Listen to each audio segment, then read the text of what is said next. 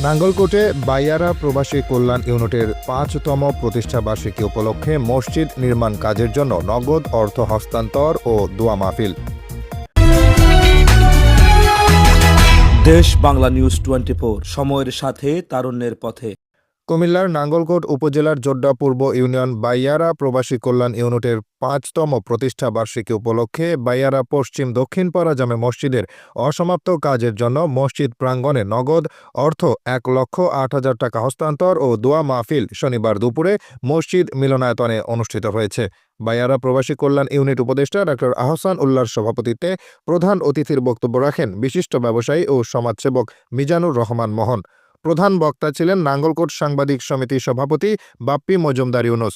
উদ্বোধক হিসেবে উপস্থিত ছিলেন বাইয়ারা প্রবাসী কল্যাণ ইউনিট উপদেষ্টা মাসুদ আলম রনি, সাধারণ সম্পাদক গাজী মনিরুজ্জামান মনির।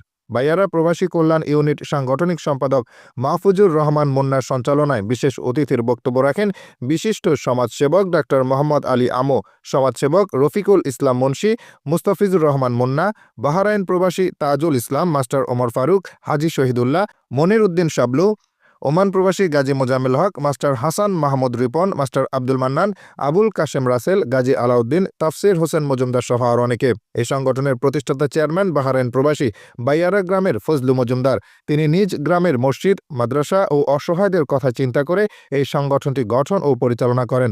অনুষ্ঠানে সার্বিকভাবে সহযোগিতা করেন ফজলু মজুমদার, হারুনুর রশিদ হারুন, আলমগীর মজুমদার, মুরাদ হোসেন খোকন, এমদাদুল হক ভূঁইয়া, বাহারউদ্দিন মজুমদার, নবী, নূর আলম, রবিউল হোসেন, জামাল হোসেন, গাজী আলমগীর হোসেন, গাজী মোজাম্মেল হোসেন, ফারুক হোসেন, মাহফুজুর রহমান মজুমদার, আইয়ুব আলী, শাহাবুদ্দিন মোল্লা, নূর নবী, জাহাঙ্গীর আলম, সাইফুল রহমান, রায়হান হোসেন, আরাফাত হোসেন সুমন, আবুল কাশেম, কামাল হোসেন, পারভেজ হোসেন, বাহারউদ্দিন সমীর, আলী আক্কাস, বেলাল হোসেন, অলিউল্লাহ, মামুন মিয়াজি, আবু তালেব, জাকির হোসেন, আরিফ হোসেন, সুমন আহমেদ সুফি, গোলাম সরওয়ার, ইউসুফ মিয়া, রাসেল হোসেন, আব্দুল রহিম, আব্দুল জলিল। অনুষ্ঠান শেষে সকলের মঙ্গল কামনায় দোয়া মোনাজাত করা হয়। মোনাজাত পরিচালনা করেন মাওলানা শামসুল হক। আমার হাত ধরে রয়েছে এই স্বপ্নটা আমরা একসাথে দেখা শুরু করছি সেই 2016 সাল থেকে। আপনারা জানেন প্রবাসী আলোর নামে যে সংগঠনটা ছিল, তো এটা সর্বোচ্চ পর্যায়ে আমরা যে অনুদানগুলো দিয়েছি এটাই বাইয়ার গ্রামের বেশিরভাগ সংখ্যক আমাদের অনুদানগুলো আসছে। তো আজকে আমি মনে করি যে বাইয়ারা প্রবাসী কল্যাণ ইউনিট যেভাবে আমাকে মূল্যায়ন করছে, আমি আমার জায়গা থেকে যতটুকু সম্ভব সর্বোচ্চটা দেওয়ার চেষ্টা করেছি। আজকে এই সংগঠনের 5 বছর পূর্তি প্লাস আজকে একটা অর্থ হস্তান্তরের এই সুবর্ণ জয়ন্তী আজকে এই দিনকে উপলক্ষ করে সকলকে শুভেচ্ছা জানাচ্ছি। তো একটি গ্রামকে সামগ্রিকভাবে এগিয়ে নেওয়ার জন্য যে পদক্ষেপগুলো প্রয়োজন সেটা হচ্ছে তরুণ সমাজের।